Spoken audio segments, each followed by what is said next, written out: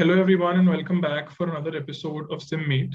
My name is Raghav Nagpal from Team Symposium, and today we have with us a very special guest.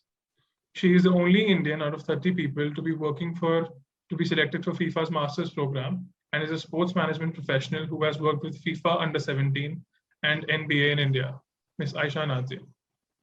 Welcome, ma'am. Thank you. Thank you to the team at Symposium. I'm happy I could join you guys at this event. Thank you, ma'am. Ma'am, I have to ask that sports management is a very unconventional choice of career, and especially among today's youth. So, how did you happen to take the decision of taking it up as a full-time career? So just like all of us, right? Like sports never was a conventional career for me as well. I think for the longest time during my school days or even college days, I never thought I'll take up sports. But yes, at the fringes of my thought, I used to love watching sport as well as I used to always feel what used to happen at the backside, right? Because there's BTS for everything that we do. And because I was part of IEEE and a lot of other community based events in the college, I knew the hang of how getting things done for events and programs and tournaments and how that used to look from the backside. So I think all of this was lying somewhere or the other. And because we live in a society where horizontal career is not looked upon as a choice, right? People want to see us go in a vertical career path. Even I took the same path, which is I finished my mechanical engineering because I genuinely wanted to be a mechanical engineer. Even today, I'm proud of being one. I took a very core job. I was working as a mechanical engineer. But then, like I said, I used to have my hands put up in multiple, fortes. Like I used to do content writing, I used to do events, I used to do shows, IEEE things, Ink Talk things. So then along with that, when I came to know about opportunities that was lying in sports, I started off like that. Like I started off as a volunteer when I was third year in college. So once when you go get that flavor of, okay, this is what happens when a football tournament happens or when a sporting event happens, it kind of excited me. But I thought it'll be just one among the 10 things I do. I never thought it'll become a career option because I did not have any background in sports management or things like that. I was a plain pure engineering graduate, right, out of the other 1 million people in India. So I think post that, when I took a sabbatical for the Under 17 World Cup while I was working for Indian Oil Adani Gas, I went and worked full time for a long fledge of time. And that kind of hit me thinking that if, like, 10 clones of mine would be made and put in my Indian Oil Adani Gas office, they'll still do the job that I was doing there. But me as an individual, what I contributed to the FIFA Under 17 World Cup team was more impactful. Or what do I say? It made more sense to me because that industry needed people like me. Now, why people like me? Because majority of the people in that industry weren't engineering background people or weren't people who went for professional courses. It was mostly people who came from media background, art and science background. So I also realized that when you do a professional course like MBBS or BTech or let's say any kind of professional course, right? The kind of way you think, the kind of way your cognitive skills, your analytic skills, and all changes actually differs from the other crowd. Now, this is irrespective of whether you passed a BTech or not. So that kind of hit me hard, and I thought, okay, this is where I make more value, or this is where there's more sense of me working, because the other place 10 other same clone type people like me can still go do the mechanical engineering job. Not that it's not interesting, it's just that this segment needed more people who came with a very structural background which it didn't have in India then. I'm talking about 2017, which is almost like 5 years back, right? So after that, I went back after my sabbatical. I again started working as a mechanical engineer. But then, that bug has hit me already. So then I Yeah. started planning on how to get out of the job and all of that.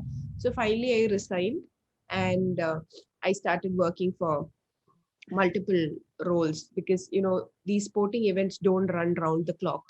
there's a season and there's an off season. So you need to survive during the off season as well, because India does not have a lot of sporting events or sporting organizations.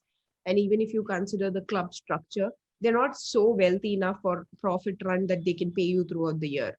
So I started working with some startups based out of Bangalore during my off season. And during the season, I work for sports. So that's how I did 2 seasons of ISL and 1 season of NBA India games when they first ever came to India, right? So I think this is how the journey has been.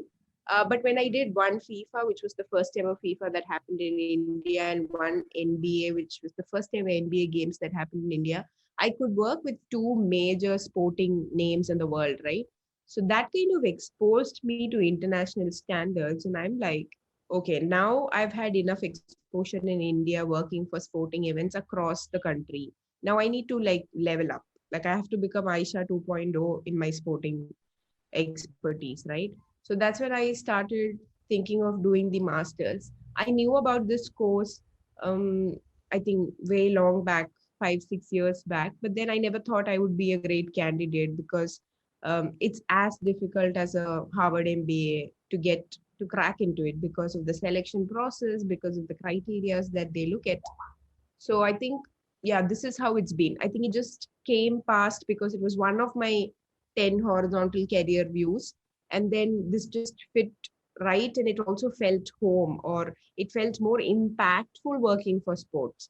So I just decided to choose. Now, if you ask me, is this my only career? No, I might have multiple careers, sidelines, because, like I said earlier, mine is a very horizontal career path. And I'm pretty happy going horizontally vertical rather than just becoming a mechanical engineering graduate and then just going vertical with that career path. Great. So okay. So how did you get into football? Was it something that you liked as a kid, or something that you grew up to like?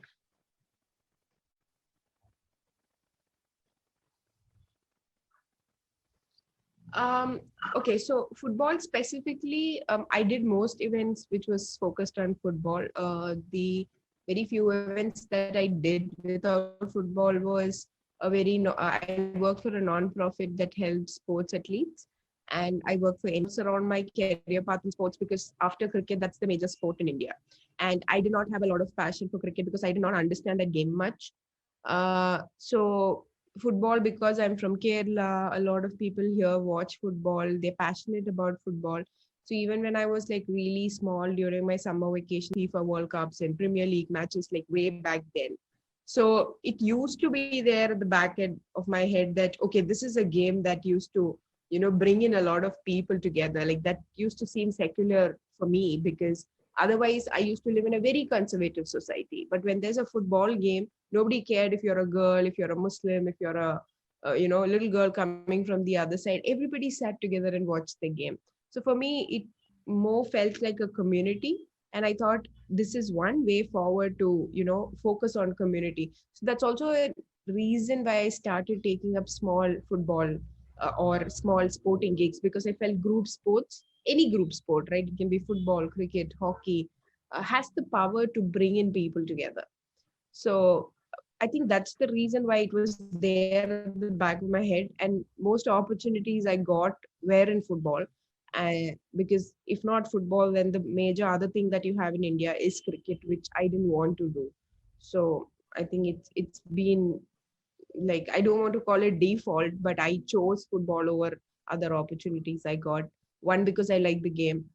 Two, because it's easier to function because you know the game in and out. Great. So, ma'am, there, as you know, there's a huge fan following for in India for foreign football teams. So, how do you think we can Yeah. garner the same amount of excitement for our Indian national team? So frankly speaking, I mean, all of us know our population, right? So after China, Yeah. we're the biggest, and not that Chinese do not have football following or things like that. They do, but somewhere we are ahead of them when it comes to having more number of football fanatics, right? Now the difference here is most Premier League clubs, or any international sporting clubs, have a lot of fans in India. which to an extent is not utilized, right? Like even they know that. Now, if you realize in the past 5 years, the timings of the matches are always adjusted in a way that an Indian can either watch in the night or wake up in the morning and watch. Earlier, it used to be like 2 a.m., 3 a.m. Now it's either by 12, 1, it gets over, or it starts by, say, morning 5, 6. So these are things that they are doing so that they can cater to more Indian crowd, if not as players, but at least as merchandise buyers, or more on the marketing side or selling side, right? Because for the clubs, they are going to get access to 1.4 billion people if they do things according to how Indians would prefer, right? So it's a big market for those clubs in terms of business. Now, vice versa, how does it help India as a country to excel in football? Is more and more exposure. Like if you take our parents' generation, they were exposed to cricket more than football. Not that there wasn't football following then, but then cricket was overseen, or it was much overrated about the game of football. But today, our generation and the generation that's coming up, which is Generation Y, which are the small kids growing up, they have more passion or more association towards football than cricket. One, because of the popularity of the sport across the world. Second, because of the glam that comes with that game, right? Like, unlike cricket, because this is a game that goes around the world, there's a lot of glamour that's associated to it. Now, the third thing is the distraction that's caused to our brains because of usage of gadgets. Because crickets are long matches. Like you need to spend enough time and sit in front of your TV and keep watching this, somebody throwing a ball, and then, keep watching that process. But at the same time, if you look at football, it's a 90-minute game. It's a lot of adrenaline rush. You just see people going like physically and mentally, and the game just gets over, somebody wins. So then for our generation, and even for the generation that's coming up, our the amount of time we can pay attention to something has drastically reduced when compared to what our parents could do, right? So then football actually becomes one easy game for people to pick on. So that change is happening because of us watching more football. And I think if not a lot, at least we hear of at least one or two or three or four football stars from India being picked up by foreign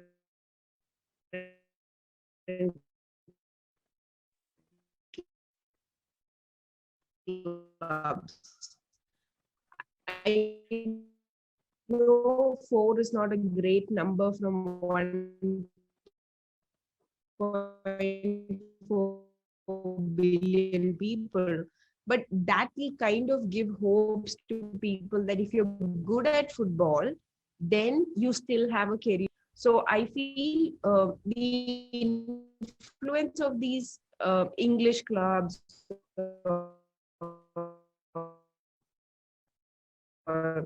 global international clubs, even as viewership,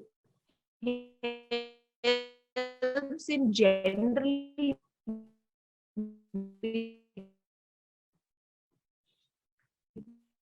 becoming that outreach football is. Even the most illiterate person in the opponent's court, then, but I've seen like 90-year-old grandmother sitting and there's like 22 people running across, will increase people looking happening with everything around the corner, engineer. Okay.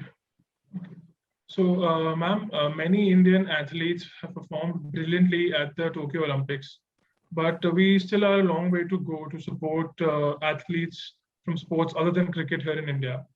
So what do you think is the fundamental change that we need to bring as a society so that India becomes a world class, a hub for world class athletes?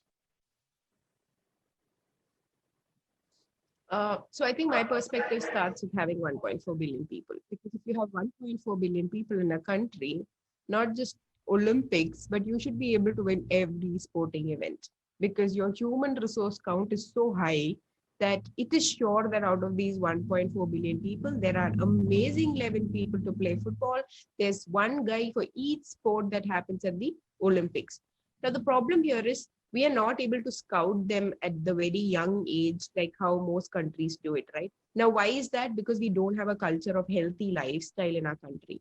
same, like if you look at our parents' generation, our grandparents' generation, unlike you living in US, in India, there was never a trend of going for a walk in the morning, taking your dog for a stroll in the evening. That never used to happen. But in US, even the grandmother's grandmother would have been doing that for the longest time because that's part of their daily routine. Just like they brush their teeth, just like they have their breakfast, they go for a walk in the morning or they go for a run in the morning, irrespective of age. But today, if you look, I like if you go out in the morning at 5 o'clock, no matter which part of India you are, you will see people on the road. So that's a change that's happening towards being healthy. And the pandemic has definitely helped to understand consciously that health is important. Now, if this kind of a culture comes in place, by default, people will focus more on playing sport, right? Because if you don't play a sport, you won't understand how good you are at.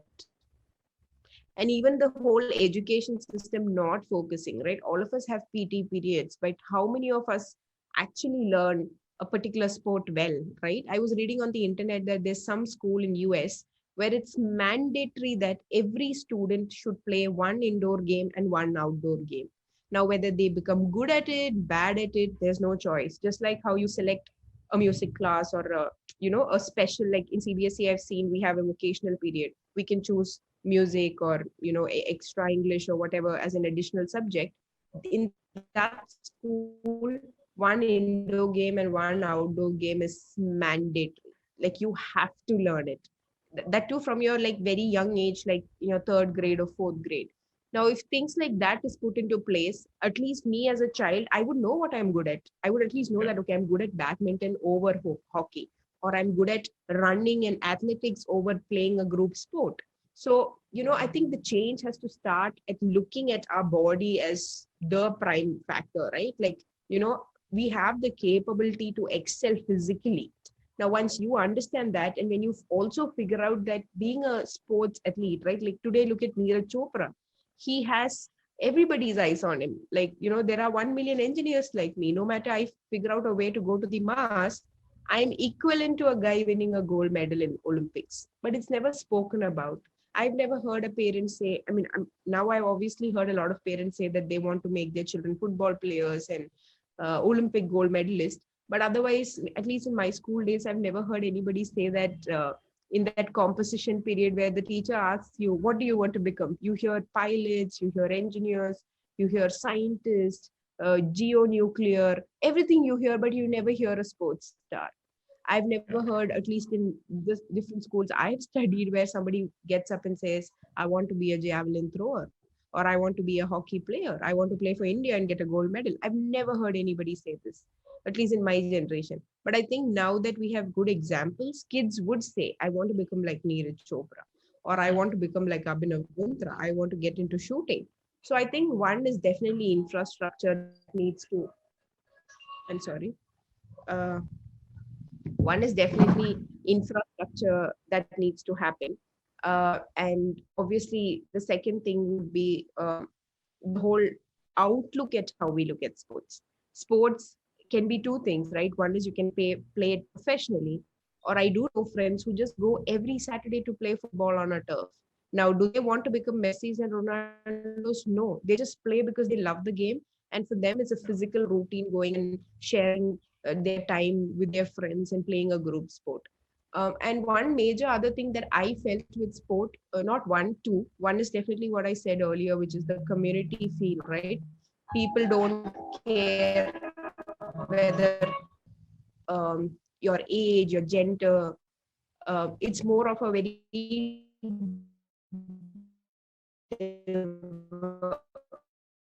diversity. And the second major thing is interviews for candidates for different roles. It might be tech roles, it might be non-tech roles. I've always felt that a guy or a girl or somebody who plays football, or not football specifically, but any group sport, over somebody who does not, has a lot of difference in the way they think, or has a lot of difference in the perspective of how they look at life, how they look at finishing projects, how they look at getting things done. So that's something that strike me. So maybe because I had this thing for sports, I used to always have an eye for that when I took interviews. I used to specifically ask them, like, do you play a sport? If you play, how often do you play? What sport? I mean, it used to be casual conversation. It never used to sound to them like it's an interview question. But in that casual conversation, I could really gauge the difference between of how people think if they are involved physically in a sport and spend time on it, and if they are not. Now, they are not professional football players at all. They might be good candidates to become product managers of big startups in Bangalore, or they might be amazing candidates who are designers. But this difference really came out. So I think these are all very thought process based changes. If you ask me, which is the, like, I put up on Instagram few days before asking, the top 10 countries on the Tokyo Olympics are these. When do you think India will get there? I got a lot of responses like 10 years, 5 years, 20 years, but I didn't get anything beyond 20 years. So in 20 years, we are just going to have like what, 5 more Olympics, right? So that means we are so close to getting into the top 10 amongst the complete world into, the whole Olympic chart. So that means people have changed and we are looking at something much faster. Because I remember when I was in 8th grade, I was at an extempore competition, and I remember using the last line as, when people go to Mars and when India plays for the FIFA World Cup, that's when I feel I'll be old. That was my closing line in that extemper. But now I feel I won't be that old by the time these two things happen. So I think that change in thought process is drastic. And I was so happy to see the answers as 5 and 10 and all of that, right? Because if people can think that in 5 to 10 years, we will have the capability to produce good athletes who can compete in the next Olympics, then that's a good news. At least people are thinking so. So, like, we think and then the action follows and then we get the results. So I think that way we are on the good path. It's just that, like, say, the reason why I'm going to do a course and come back to India is people like this should go learn sport professionally, come back, work with government or organizations here to expedite the process. Currently, if you look, all our ministries, all our government offices associated to sport do not have sports management professionals. They're people who are just part of the government. They're people who just understand government working. They don't understand sport as such. So I think it's changing. It's just that we need to catalyze the process. Yeah. Well, I agree with you. I'm desperately waiting for India to play at the FIFA World Cup. Yeah. We So, will. We will. yeah, I hope so. So I have to ask, ma'am, you worked with how has IEEE been instrumental in shaping up your career? You worked with them exclusively throughout your college days. So how would you describe that experience? So, I mean, I tell this to everybody, right? Like, until we are in school, we know there's a pedigree. You go to LKG, then you go to UKG, then till your 12th grade, you basically don't have much choice in India, at least, because the educational system is set up like that. Homeschooling is not a big thing in our country. Vocational schooling is not a big thing in our country. So you know that this is your life till you finish your 12th grade. But once you finish your 12th grade, then you have a lot of control over what you want to do. I know a lot of our choices are faded or overshadowed by our parents and peer pressure and societal pressure. But still, I feel if you really, really want to do something and if you know that with clarity, you can always overcome all of that and still choose what you want to do. So that happens at 18 when you get out of your schooling system, right? And now when you go to a college, it can be any college, it's when you have, utmost exposure to the world. Because until then, when you study in a school in India, no matter which country, I mean, which state you are in a confined area. You know your friends who come from the same strata of the society, whichever school you're studying. If you're in a government school, then you have similar like friends. If you're in a top class international school in your city, then you have a similar kind. So then you're with similar kind of people or similar thought process, similar family background, similar localities of living. The moment you go to a college, be it any college, because of the whole merit system or because of how people choose their courses, you get so much exposure to the world. One is definitely freedom of being 18, being able to drive, being able to walk around the road alone, being able to not be afraid that the police will get caught of you and call your parents because you're already an adult. So there's so many things, and along with that, you learn with people coming from different strata of the society, different cultures, different backgrounds, different areas in this world. So that kind of hits you hard, right? Now, at that point is when all of us should explore. Until school days, if you don't do anything, also it's fine. Just pass it for the sake of getting into the next level, right? Because our system is designed like that. If you don't get good scores in 10th, you won't get a good school for 11th and 12th. If you don't score good in 12th, you won't get a good college. Just for the sake of that is how school functions. Now, once you get into a college, how do we explore, right? I know there's so much of exposure, but how do I honor it? So that is when I came to know about IEEE in my first year. And because I was mechanical engineering batch, none of these seniors from electrical engineering came to my class for that membership uh, talk. And I saw them going into all the other branches like computer science, electrical. So during the break, I asked them, who are these boys? Like, who are these handsome and beautiful seniors who are walking into your classrooms and telling things and going away? Why aren't they coming to my class? So then they told me this is like this community called IEEE. It's headquartered in USA, and all of that. And I said, I also want to be part of a community like that. So they said, no, this is only for circuit-based or computer-based branches. And I don't know, fortunately, that day when I Google searched IEEE, the IEEE website had a banner of APJ Abdul Kalam because he was selected as a fellow that year. And I was like, APJ Abdul Kalam does not come from a circuit branch. He was an aeronautical engineer, which is a subdivision of mechanical engineering. And I went to this IEEE office, SB office, and I told them, if APJ Abdul Kalam can be a member, why can't I be?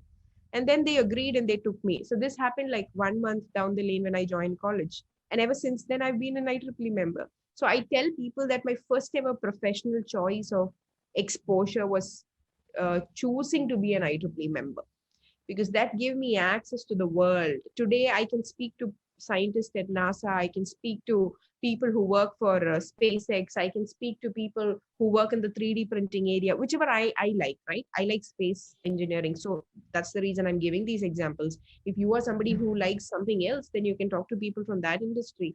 You can talk to people from across the world. How will I sitting in India do this if not for IEEE giving me that path to do it, right? So you get to work with people from different countries. I recently did an IEEE conference where I had authors from 120 countries. And the organizing committee itself were people from 30 odd countries. So I think for me, IEEE has been that one propellant to understand world or to understand technology. And today, even if it's sports, I look at engineering and technology inside sports because there is engineering and technology usage inside sports, along with all the other managerial aspects. I still continue being part of IEEE because it updates my tech or engineering knowledge base, right? I read IEEE journals, I read the magazines that come to our home in print mode. So I think IEEE in a way now that I've full-time become a sports management professional, helps me staying up to date in the industry that I like or I'm passionate about reading. Like, you know, how our mothers buy Femina magazine, right? That's not their work, but they buy it because they want to read it. So similarly for me, IEEE is about reading about 3D printing, reading about things that I want to do. So I think for me, IEEE was to understand how a professional world works. Because when you're in school or even when you're in college, nobody tells you what happens in the outside world. Like, for example, I didn't know that it was 5G era because my textbook didn't even have 3G. My textbooks were written in the ages of Charlie Chaplin, and I was still studying that in my engineering college. So if not for IEEE, how do I know that 3D printing is what's cool in the market and not using your ordinary mechanical lathe and cutting things? So I think that kind of gave me the exposure of what is reality, like those memes that you see. IEEE told me that this is reality. This is what you expect when you go out, but this is not what's happening. Reality is way far beyond than what you study in your textbooks. So I think for me, IEEE basically helped me become a community leader, evolved me or actually unveiled leadership skills in me. It helped me understand my skill sets that I'm good at. Because when you do an IEEE event or when you're even part of an IEEE SB, you know what you're good at, right? I told them, okay, I'll write the report. Or I told them, I'll take care of speakers and their management. So I think that kind of helped me understand my skill set. 3, it gave me access to global audience. And 4, it lets me be up to date to what the technology world looks like. So I think these are the 4 benefits that I got of IEEE, which I'm still reaping out of IEEE. 8 successful years, and I'm super happy about it. That's great. Well, ma'am, after successfully conducting so many sports events and leading them, What according to you is that one personal trait of yours which has helped you get where you are today? I don't know if it's about one personal trait because I think all of us are a combination of a lot of personal traits, right? Yeah. If you ask me, am I emotional? Yes, I am. But at the same time, I can be unemotional in situations I want to be. If you ask me, are you bold? Yes, I am. But there are situations where I'm like super scared, like I'll pee in my pants. So I think it is a combination of what my personality trait is. And one thing that I felt uh, in most of the roles that I've done throughout my life, right? Be it mechanical engineering, be it sports, be it any other managerial events that I have done. I feel being able to connect with people really helped. Like being a people's person, I mean, that's how, fancily they call it. Uh, that and also being up to date to what is happening. Like, I don't read newspapers, obviously, because I'm also a lazy millennial. But then I make sure that I find some or the other way to know it. I at least ask my grandmother that what's up in the newspaper, just tell me the headlines, because I don't want to be like walking into a crowd and then they're talking about something and I don't know that. So there's never been a conversation so far, at least, where I walk in and people talk about something and I had no clue about it. So I think those two things actually help me get along. I mean, first thing is definitely understanding people. When I say understanding people, it's about understanding people the way they are, like accepting people the way they are. If somebody's like this, that person is like that because that person is evolved to become like that. What I see mostly in workplaces or colleges is that people expect you to be something else that they have about you in their head, be it teachers, be it parents. But being able to accept somebody the way they are and only see good in them actually helps, right? Like I know people who are not tagged as good people in the society, but they do good to me. So I'm like, why do I have to judge them? So when I say tag good, I mean they might be the laziest people around, they might not be good at studies, but then the thing is, how do I associate with them? So I always tell people that what might be right for me might be wrong for you, and what might be wrong for you might be right for me. So it changes from person to person. But all of us have some or the other way that we can contribute as a community, because my rights are not your rights and your rights are not my rights. So I think that is one thing that really helped. And another thing is about being vocal, like, or being out there, right? Like even if it is something that itches me a little bit, I'm very open about it. Now it can be anything. It can be a very gender problem, it can be a work problem. I don't mind if the subordinate is like super senior to me. I've had downsides to it because not everybody takes criticisms well. Um, there's always emotions like ego, anger, and all of that. But if you don't let that affect you, it's fine. So if I see something that's unethical or things that I'm not able to digest, I just say that I'm not able to digest. Instead of telling them that, listen, what you're doing is wrong, this is unethical, I just tell them that I feel I'm not able to give my 100% because this whole method doesn't look very ethical to me. So then I'm not questioning them or complaining to them. I'm just saying that I am feeling uneasy because of it. Now it's up to them whether they want to keep me or not, because their mode of working might be right for them, because none of us in this world would ever do something if we knew 100% that it is wrong. All of us are doing something because somewhere inside us we know it's fine. Like even if a Yeah. thief is going to steal something, inside him that's his priority. Then if he knows that 100% it is wrong, he will not do that. He has some confidence to do it, that's the reason he's doing it. So I think for me all of this worked. And obviously having soft skills, like being able to speak multiple languages. I happen to study in multiple schools across India, so then I know like 6 to 7 languages, so that really helps. um, like just being able to communicate. I mean, language, when I say language, does I don't mean accent or things like that, but just being able to communicate in a way. And also like language really helps even if you're abandoned in a place, if you're able to get out of it, right? These are life skills. Nobody teaches you this in school or college. Unless you don't get exposed to it, you don't fall in the lift and get stuck there, you don't know how that feeling of being stuck in a lift is. No textbooks can teach you that, okay, when you're stuck in the lift, you will start feeling like oxygen is reducing. No, even if somebody tells you that, you won't feel it unless you literally get stuck in a lift and you somehow, grabbed up the grills and came out through a mid floor. So I think that way, I think it's a lot of experiences. Like we have to just go out there and take the risk. Now, whether your family or society, all of that will support you, I would say the answer would be no, because the whole Indian parenting system or society system is about giving you a lot of care, but their care is also called as control in the English dictionary. They call it care, but it's actually control. What they Yeah. forget is, in the name of care, they're actually controlling us so much that we end up forgetting what we want to do. So I think it's okay to lie once in a while. Like, if it is to get things done and if you're super clear about what you want to do. I've done things without telling my parents, but then once it's done and I become successful in that, I go tell them that, listen, I went to so and so place yesterday. I did this competition and I got this. At that time, they're like, oh, proud. We're proud of you, my daughter. But then if I would have asked them yesterday, can I go for this competition to NIT Madras? They would be like, no, no, no, we won't let you. No, you don't have to go all the way to Madras to do that.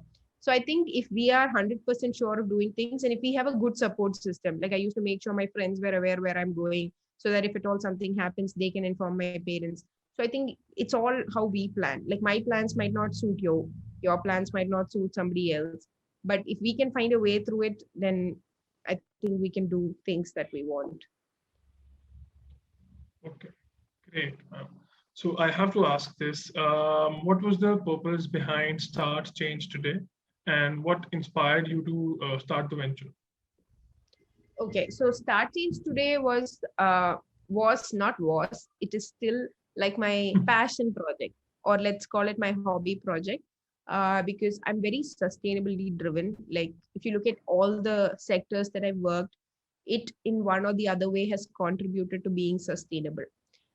Now, why? Because I think, because I've traveled a lot, I've lived in different conditions in different cities. I've seen the scarcity of resources increasing in my lives. I mean, in all of our lives. So, so then it hit me hard that if I could do it at home, like for example, when I used to live in an apartment, I used to have a plastic-free kitchen. Now, I don't know how much you understand. I did not have any plastic containers. I did not have any plastic bags in my kitchen at all. Everything was either steel or glass or ceramic, things like that, which are reusable. Now, how do I do this? I can't do this over a day. If I'm just having a lot of money, I just go to home center and I replace all my plastic things with other materials. And then what happens is I generate more waste. I become more carbon negative, which is not the thing, right? So you take enough time, you slowly change, and you don't throw away these things. You give it to people who can't even afford this. So, like for example, in my maid's house, she keeps her mirchi powder in a packet with a rubber band because she doesn't even have a tin. So for her, a plastic tin is better than keeping it in a plastic, one single time plastic.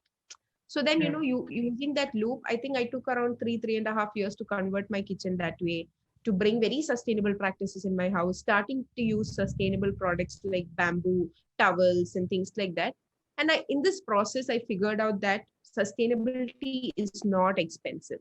But if you go to Instagram or if you go to the internet randomly and check for sustainable options, they sell it in a way that it's expensive. Like, if you buy plastic, it's 10 rupees, but if you buy a sustainable mug, it's going to be like 1,000 rupees.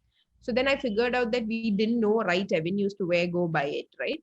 And the best thing is, everybody can try this out at home. Like, if you take a plastic container and put any kind of masala into it, the container actually starts picking up the color of it, be it tamarind powder or turmeric powder or chili powder. So what happens is, even if you wash it, there's still that tinge of that color on it because of the plastic reacting with that powder. Now, instead of that, if you use steel or glass, this does not happen. So this is as simple as to understand how unsafe it is to use plastic, right? So I think from there is how it aroused. And I also understood that though we learn about environment and sustainability, I think in our seventh or eighth grade textbooks as part of our science curriculum, I think we never got a chance to practice it, or nobody told me how to make paper at home. Nobody told me how can I reduce waste at home. Nobody told me what waste management system is. So I felt should start from schools. This should start from societies, communities, apartment complexes. So then I just formed a group. Like, it's a community-driven activity. We don't make money out of it. We as a community with few volunteers, we go to schools, we go to big communities where there are a lot of apartments, and we talk to the people there, we talk to the kids there, we tell them about good habits, right? Like in schools, we go to a third grade class and we tell them that, guys, tomorrow onwards, all of you should brush for the next 100 days using one mug of water. For them, those kids, it's like a challenge. Okay, somebody has come and told us that we have to brush our teeth with just one mug of water. Now they do it for 100 days, and then we give them like a badge, just to make them happy, saying that you're a sustainability leader. And then we tell them, from 101st day, ask one of your family members to do that way along with you. So then we are trying to drive, because these days, funnily speaking, kids control parents. Whatever the kid says, the parent just does it because they're scared of their kids. So we are actually trying to manipulate that situation. We're trying to use kids to bring or drive sustainability in homes, because anyways they're free. They're going to schools that has set curriculum. So let's just make sure that they're taught about sustainability very young. So that by default, they know that we shouldn't waste this. By default, they know that we shouldn't keep the taps running. So that's how it started. It's not full-fledged. We function very much in very small groups, very little schools and things like that. But I think I'll keep doing this, and maybe someday when I retire, this will go full-fledged. Maybe say at 40, I feel like retiring from professional life, then I will definitely 100% work on this, and this will be like my legacy or lifelong project of helping the world be a better place, because we have done so many things which can't be undone. So that's over, that's past. But now we can actually tame people to do things that will not let others feel like it's a past. So yeah, that's how startchange.today came. And the name definitely is because you have to start today, right? Even I am somebody who procrastinates a lot. I think like, okay, next Monday I'll start exercising, or next Monday I'll start writing a journal. But I think we'll have to get into that mode of starting today. So that's also a very cultural thought process shift that needs to come. That's great, ma'am. It's amazing mentor. Well, ma'am, now that most of us are working from home and we end up spending a lot of time on unimportant things, we just end up feeling busy and not really achieving anything meaningful. So do you have any productivity tips for us to stay organized and get things done? I think my productivity tip would be, so I completely live on to-do list. I don't know how many of you do that. So I have this one book that I carry everywhere. It's not a fancy, nice book. It's just a book. Now, my to-do list is not very specific. Like say, my to-do list had, say when your organizing committee person called me and said that there's this event, I just wrote, okay, VIIT Symposium event on so-and-so date. That's all, a random scribble. Right after that, my grandma called me and told me that, her medicines are over. Can you just order that? That also goes. Order medicines for my grandmother. Right after that, I just feel like, okay, I did not eat my medicine. I write that. So it's like a life to-do list. I've heard a lot of people talk about balancing personal and professional life. I don't fall for it, because I feel like you can't cut both, right? Imagine like there's a bomb blast at your work, and then you come home. Do you think like you have a switch in your brain which you put on, and then you're like, no, now I'm in my personal life, I shouldn't care about my professional life? Similarly, like you have a massive fight with your spouse or your parents at home, and then you go for work. You can't like switch off your brain like that. It'll be there. All you can do is you can shift layers. You can put this at the back end and focus on your work. When you go home, you can put work at the back end and focus on your life at home. So I feel personal and professional life is always intertwined. It's just that how you manage it is the art of how you balance it. You can't really cut off both. It is, and it actually helps. So many things that we do at home really helps at looking at problems, at how we face things at work. And similarly, so many things and so many people that we meet at work really help us function better when we are at home. So I think that way, for me, my biggest productivity hack is having a to-do list that has everything in it to do. So once I've done it, I just cross it.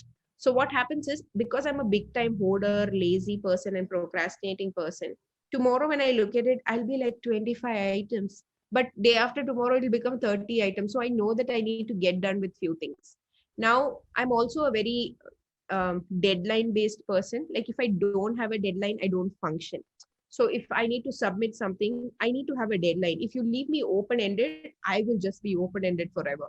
So now what I did is, when I figured this out, and I also figured out that if my exam is tomorrow, if I study tonight, I study faster than me studying 1 week back. Because 1 week back I study, I would have forgotten things in that 1 week, and then I have to revise and things. So these were things that I figured out throughout my learning journey. So what I did is I actually read about it. It's called deadline induced panic. So deadline induced panic helps you to be faster. It helps you to keep pace with your deadline. And it's most like smart work. So there's work and there's smart work. So smart work is for lazy people. Okay. Work is for people who are like hardworking, determined, and have patience, all the patience in the world. So what happens is when I have a deadline induced, I have a deadline for an application on 23rd of August. I function or I put it in my brain as 21st August. So I minus 2 days from it. And I forget about 23rd. I don't care what 23rd is. So according to my system, according to my calendar, 21st is my last day. So then I'm on time. I'm before time actually. The deadline really helps me be paced with it. So that's my second productivity thing. One is the to-do list. Second is having a very deadline oriented thing for anything, right? Like even like if my room is messed up, I won't do it right away. I will put a deadline. Okay, this Saturday by 5 o'clock, my room has to be back in place. Or if it is something like doing something for my cousin, I will put a deadline to everything I do. Just like how my to-do list has everything, right? Like it will even have small things like go buy pads or clean your bathroom. My to-do list has everything in it. Buy this for your mother or do this for somebody. So I think in that way, that really helps. So that's one thing. The second thing is definitely, like I said, which is the whole deadline thing. The third thing is having a calendar. Like everybody should download Google Calendar. Your calendar should become more like your Bible, right? It will have everything. Now, even if I have to have a friendly chat with a friend, sometimes I forget because there's so much of, like you said, we're working from home, so there's work online, there's family online, there's WhatsApp, there's that, this. So sometimes you just forget. And in the whole process of being busy, you can't let your family down or you can't let your friends down when they need you. So my calendar has everything in it. If it is a personal Yeah. calendar, so my Google calendar has everything in it. So my Google calendar is like nowadays, because it's on the phone, it's very handy also, right? So even if I forget, my 15 minutes before alarm will remind me. There have been events where I've totally forget, like even this session, when I fell ill 2 days back and I totally forgot about it, but my alarm rang and I immediately called her and said, listen, I won't be able to do it today because I'm down with fever, my sound is gone. So that even that 15 minutes window is good enough to manage that thing. Yeah. So for me, that having a Google calendar is like your lifesaver. Like you have a Google calendar to do everything that you want to do. Like you put everything, like you want to call, you want to stalk somebody, even put that there so that you don't forget. Because our brain does not have the capacity to store everything in it, right? Like how much Yeah. do you store in your brain? And it's very unnecessary to store bullshit like this. So these are things which you write somewhere and you cut it with a pen and it's over. Or on a Google calendar, once the event is done, that becomes a very faded color, right? Because that's over, like you don't have to think about it. And if it is on Google Calendar, it also helps you to, like, later someday if you want to pick something, figure out something, it becomes easier for you to do that. So I Yeah. think that way it's very helpful. So Google Calendar definitely adds on. And then I have an Excel sheet for most of the things I do. I used to do finances on Excel sheet since I was 18, but later now I figured out an app called Mobiles. I don't know how many of you track your finances, but I tell kids that even if you're in school, please track your finances. Now, how do you track your finances when you live with your parents? Like if you go for grocery shopping and your mother gets a bill of 4K, and if it's four of you in the house, divide it by four. That means that month your grocery expense is 1K. You went and bought clothes Yeah. together, but your clothes were like 3,000 rupees. Put that up. I know you are not paying for it, but at least you know that me as an individual, this is the amount of money that's spent on me. And then once you start working, it actually helps you because when you get a salary, you know how much goes where. So we are not taught about financial independence, or we are not taught about how to track it. So I think that's one thing that you could do. So I think these are my top 5 things for now. But from this, you can actually evolve and bring around a lot of other things Yeah. of how each of you want to do it. Now, these are like my top 5. Now, it might differ from person to person, from career to career, or focus area to focus area. So, yeah. That's great. I mean, I wish I could function like that. I mean, you will. And it's not I like a hope, I one day hope thing. so. It just takes time to keep pushing you, especially like I tell you, I'm a super, super lazy person. So you need to keep Yeah. pushing you like every single day. Yeah. Okay, so ma'am, what is that one book that you can read anytime, or like you think everybody should read at least once in their life? Okay, so this is going to be very controversial. So I don't read books, unfortunately. I don't consider as a handicap situation. I know we have been taught or told all through our lives that reading books makes you wiser. I totally agree to that. I know people who read a lot of books, and I've seen very good difference in them. My problem is I can't read long form. So what I do is I read a lot on the internet. When I say internet, now it's internet. Earlier it used to be magazines, articles, things like that. So I follow a lot of these pages like Ken. I don't know if you know, there's a subscription called the Ken, which is based out of India. They write a lot about different things happening in the industry. I read a lot of poetry on the Poetry Foundation, which is an online website that's available. I read a lot of, yeah, I read books, but which are more of autobiography or biography based. I've read Anne Frank, I've read APJ Abdul Kalam's autobiography. So I think for me, reading books is more about being realistic. So I don't read a Harry Potter or a Twilight. So I think you understand the difference. Like those things Yeah. don't keep my fuel running because I'm not associated to it in any way. I like watching very sci-fi, very futuristic movies because my senses to watching and hearing is better than reading. Now it is different for different people, right? But I read Yeah. a lot of short form and I make sure I read every day. So before I sleep, I make sure that I at least read for 10, 15, or 20 minutes. Like that has to become part of your routine. You have to read something. Now it can be anything, right? Like I read a lot about space because I like it. So I go on IEEE website, so I go to NASA's page, I read about different things that they do. Once I was reading about how origami is used to transport big machineries or big antennas to the space. They do origami, they squeeze it into small parts like this, and once it goes there, it becomes like a 10-meter thing, like it opens up. So then I read about who brought this to NASA, and then I heard that a Chinese guy who was working in the team said that we can try this and how that. So then I read about all of this, but it's just that I don't read like a particular book because a particular book has never fascinated me because one book can't do anything to you. Like even like these are all like very personal views. I feel like we need to read about a lot of things from different walks of life. Now, if you're reading a book written by somebody who's a you know who's a meditation guru to somebody who's a salsa dancer, their perspectives on their stories will be different. So I feel reading is important. Everybody should read, but read something that excites you. Don't read because somebody told you. Like my mother has hogged me all through my life, making me feel so confident. I mean, so non-confident about not reading books, right? But then I don't see much difference between me and people who read books very often because they read books that they carry in their hands. I read other things that I like. I read news, I read about countries, I read about a particular, say, I came to know about a musical instrument. If that excites me, I sit and read the history of it. The only problem is when I read, I go deep down there. I understand from where it started to where it goes and how it is and what is the future of it. So I think for me, reading is about being or feeling good about it. I don't want to fall asleep reading something. So I want to read something that I can keep reading till next day morning. And because I'm more of a very like my brain can't function reading about things that I've not seen in my life. So that is why I read more of biographies or real life stories or articles written by people that I know. So I Okay. mean that's how I function. So I would just say keep reading, and also keep writing. I tell this to people that just keep writing. You don't have to be a novelist or you don't have to be anything. You don't even have to publish a blog. Every day, just one page of a small notebook, just write anything. If you want to write, all the anger inside you, write it. If you want to journal, do that. If you want to just write your day, right? Like, okay, even as bullet points. Okay, I did this event at 9 a.m. with so and so person.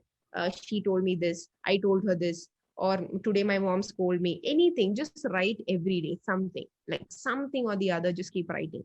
And I mean, because more than reading, when you write, the process is much deeper inside you. Yeah. It's very superficial otherwise, but here you're actually thinking of something. Your brain is working, your hands are working, you're actually bringing something out from here down there. So that expel is always like, much difficult than intake, right? Learning a habit is easy, unlearning something is difficult, right?